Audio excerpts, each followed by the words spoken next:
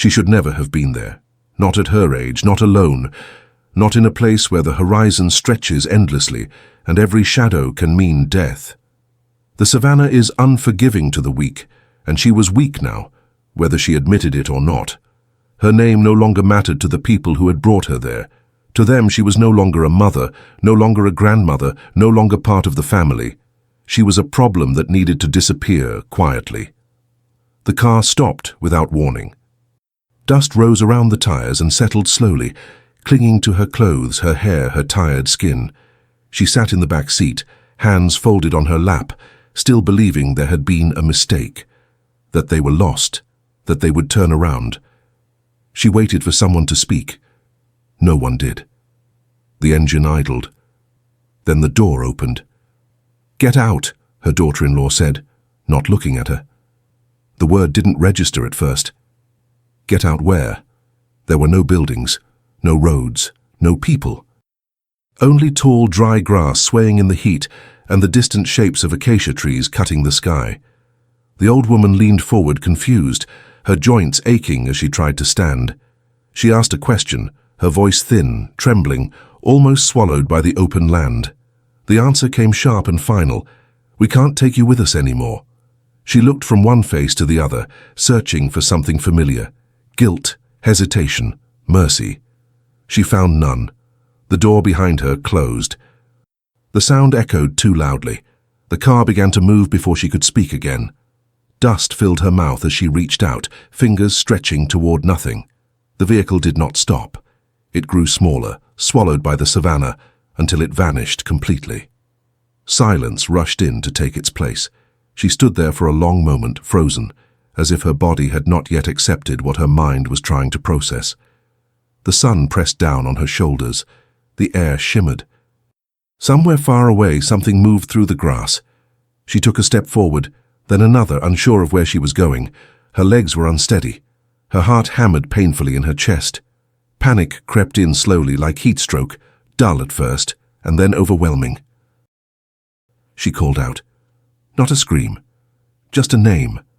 Then another. No answer came back. Only the wind. Only insects. Only the vast, indifferent land stretching in every direction. She began to walk. Each step hurt. Her shoes filled with dust. Her breath came short and shallow. She had not eaten much that morning. She had not slept well in weeks. Her body was not made for this anymore. She knew it. With every step, the truth became harder to ignore. She would not make it far. That was when she heard it. A low sound, distant but unmistakable. A rumble that did not belong to the wind or the earth. It vibrated in her chest before her mind could name it. She stopped walking. Slowly she turned her head. At the edge of the tall grass, shapes shifted. One became two, then three, large, heavy, moving with purpose. Lions. They did not rush. They never do. They emerged gradually, as if the land itself was allowing them to exist, golden bodies blending perfectly with the grass, eyes locked on her with calm, terrifying focus. A male stepped forward first, his mane dark and full, his head held high. The others fanned out instinctively, cutting off directions she hadn't even thought to run toward. Her knees weakened. She lowered herself to the ground without realizing she was doing it, the strength leaving her body all at once. Her hands pressed into the dirt. Her breathing became loud in her ears. This was how it ended then, not in a bed, not surrounded by family, but here, forgotten, abandoned, offered to the Savanna like something unwanted. The lions stopped a few meters away. They watched her.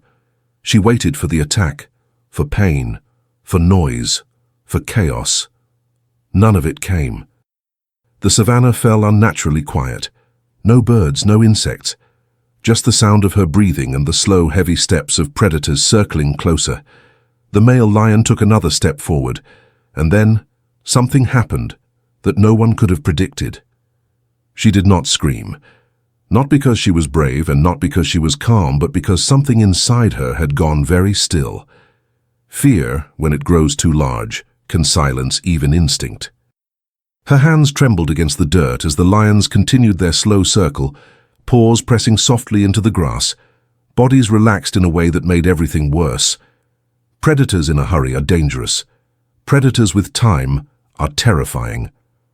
The male stopped directly in front of her, close enough that she could see the scars along his muzzle, the flies gathering at the corners of his eyes, the steady rise and fall of his chest.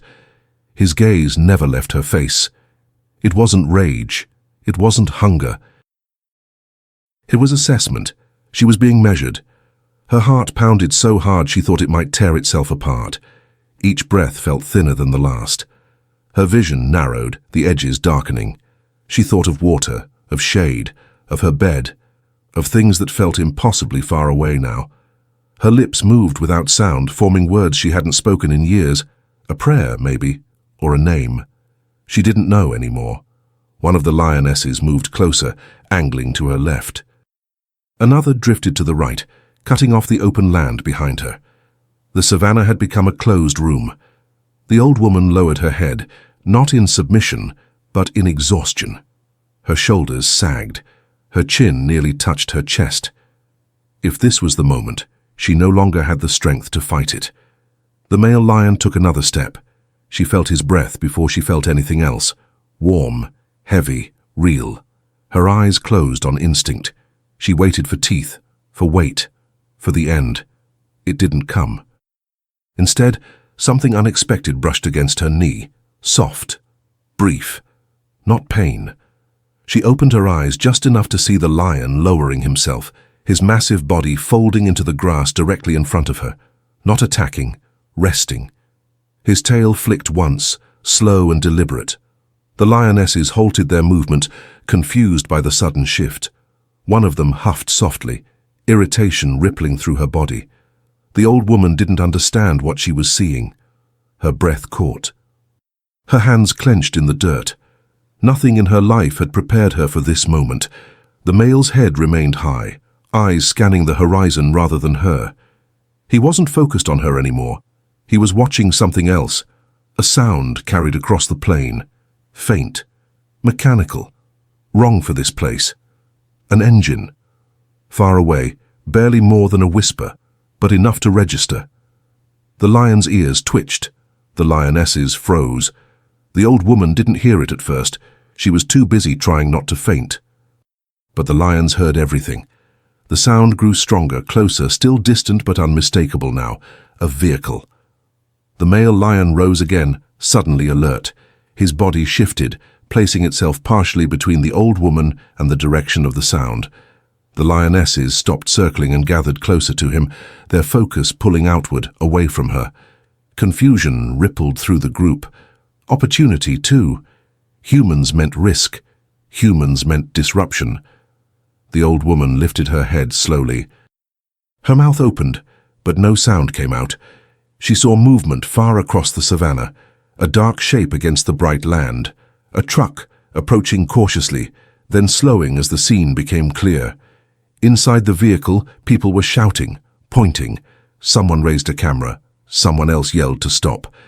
The truck rolled forward a few more meters and then halted abruptly. Doors remained closed. No one moved. No one dared. The lions turned as one. The male lion released a deep resonant sound from his chest. Not a roar meant to attack, but a warning. A statement. This place was claimed. The lionesses stiffened, muscles tightening, eyes flashing between the woman and the vehicle. The balance shifted dangerously. Any wrong move now could turn the moment into bloodshed. The old woman was shaking uncontrollably. Her body had reached its limit. She tried to push herself backward, to crawl, but her arms collapsed beneath her weight. She fell onto her side with a weak cry. Dust clung to her face. Her vision blurred again. The male lion glanced down at her. For a brief, impossible second, his eyes met hers. And then he did something no one inside the vehicle would ever forget. He stepped closer to the old woman, lowered his massive head and placed one heavy paw in front of her body, as if drawing a line between her and the world. The people in the truck gasped. Someone screamed for her to get up. She couldn't. The lions were no longer deciding whether to kill her. They were deciding whether to protect her, and no one yet understood why. No one in the vehicle moved. They couldn't. Training told them to retreat, to make noise, to assert presence. Instinct told them to stay perfectly still. The line between those choices felt thin enough to tear. The old woman lay on her side, chest rising in shallow, uneven breaths, dust sticking to the sweat on her face. She was barely conscious now, her body surrendering inch by inch to exhaustion. The lion's paw remained planted in front of her, not touching, but close enough that its shadow covered her torso like a shield. The male lion lifted his head and scanned the savanna again. His posture was not aggressive. It was authoritative. He was not focused on the woman as prey. He was focused on the environment as a threat. One of the lionesses shifted her weight, ears flattening. Another flicked her tail sharply, frustrated. This was not how the hunt was supposed to go. The old woman should have been finished already. Instead, time stretched, heavy and wrong. Inside the truck, someone whispered, "Why isn't he attacking?" No one answered. Cameras were lowered, phones forgotten. The moment had crossed into something no one wanted to interrupt. The engine idled too loudly. A hand reached forward and slowly turned it off. Silence fell again, thick and absolute. The old woman stirred. Her fingers twitched against the dirt. Her lips moved, shaping words that never fully formed. She was slipping somewhere else now, drifting between heat and memory. In that haze, something familiar rose to the surface. A feeling, not an image. Warmth, weight, the steady presence of a large animal beside her. Long ago, when her body was stronger and her days fuller, she had worked on a reserve. Not as a ranger, not as a hero. She had cleaned, cooked, tended. She had carried water and food and medicine where she was told. She had been near animals often, close enough to feel their breath, their moods, their fear. She had learned, quietly, that calm mattered more than force. Her hand moved again, slowly, blindly, until her fingers brushed against coarse fur. The lion stiffened. Every muscle in his body went taut. One of the lionesses stepped forward abruptly, tension snapping through the group like a wire pulled too tight. Shouts rose inside the truck, sharp and panicked. "No, no, don't!" Too late. The old woman's hand rested against the lion's foreleg, light as dust, barely a touch at all. The lion did not strike. He did not roar. He inhaled deeply, then exhaled in a long, controlled breath that rippled through his chest. His paw did not move away. Instead, he shifted his weight slightly, adjusting his stance so she could lean more comfortably against him. The lionesses froze. Confusion radiated through them. This was not dominance. This was not weakness. This was something else entirely. The old woman's breathing slowed. Her body relaxed for the first time since she had been abandoned. Her cheek rested against the lion's leg. Her eyes closed fully now, not in surrender, but in something dangerously close to peace. She murmured a sound so soft no one could make out the words. The lion lowered his head just enough to see her face. And then he did something that shattered every expectation. He turned his head and released a low, commanding call, deeper and stronger than before. Not a warning, not a threat, a summons. The lionesses hesitated, then responded instantly, moving away from the woman and fanning out toward the edges of the clearing. Their focus shifted outward, away from her, away from the vehicle. They were no longer hunters. They were sentries. The people in the truck stared in disbelief. "This isn't normal," someone whispered. No one argued. Minutes passed, then more. The sun climbed higher. The old woman remained still, her life reduced to breath and warmth. The lion stayed beside her, unwavering. When a shadow crossed the grass in the distance, he rose halfway, alert, then settled again once it passed. He was guarding her, actively, intentionally. Far away, another engine sound finally broke the silence, different from the first, faster, urgent. A rescue convoy responding to an emergency call that had sounded impossible over the radio. As the sound approached, the lion's ears flicked again. His body tensed, but he did not move away from the woman. The people in the truck felt their hope spike and twist with fear at the same time. Because now there was a new danger. If the rescuers approached too fast, too loud, too wrong, The fragile balance holding this moment together would shatter, and no one knew how the lion would respond when that happened. The sound of the approaching vehicles grew louder, rolling across the savanna in uneven waves. The lion rose fully to his feet now, mane lifting slightly in the dry wind. His body positioned itself squarely between the old woman and the direction of the noise. The lionesses, spread wide, stiffened in unison. This was the most dangerous moment of all. Not hunger, not fear. Interruption. The rescue convoy slowed instinctively. Doors stayed shut. Engines dropped to a low idle. No one rushed forward. They had all been warned over the radio. An elderly woman on the ground, surrounded by lions, one of them behaving in ways no protocol could explain. From inside the lead vehicle, a wildlife officer raised his binoculars slowly, carefully, and froze when he saw the scene clearly. The woman was alive, but barely. Her body rested against the foreleg of the male lion, as if it belonged there. The lion stood over her, unmoving, eyes fixed on the vehicles with a calm that felt heavier than aggression. This was not a standoff. This was a vigil. The officer lifted a hand, signaling everyone to stay still. No sirens, no shouting, no sudden movement. They spoke in whispers, voices tight with disbelief. Sedation was discussed, then dismissed. There was no clear shot, and no one wanted to be responsible for breaking whatever fragile trust was holding this moment together. The old woman stirred again, drawn back by the change in sound. Her eyelids fluttered open. She saw the shapes of vehicles now, the silhouettes of people inside them. She tried to speak. Her throat produced only a dry rasp. Her fingers curled weakly in the dust. The lion felt the movement. He lowered his head just slightly, enough for his whiskers to brush her shoulder. The contact was brief, almost accidental. But it steadied her. Her breathing slowed again. The lion lifted his head and looked toward the lead vehicle. Then, without warning, he stepped back. One slow step, then another. The lionesses turned immediately, watching him, waiting for instruction. He stopped a few meters away and sat, tall and imposing, his gaze never leaving the woman. It was not retreat, it was permission. The rescue team did not waste the chance. 2 medics moved first, low and careful, approaching at an angle, eyes never leaving the lion. A stretcher was unfolded silently.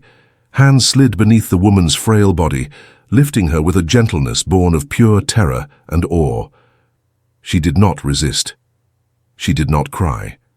Her head rolled slightly to the side, and for a brief second, her eyes found the lion's again.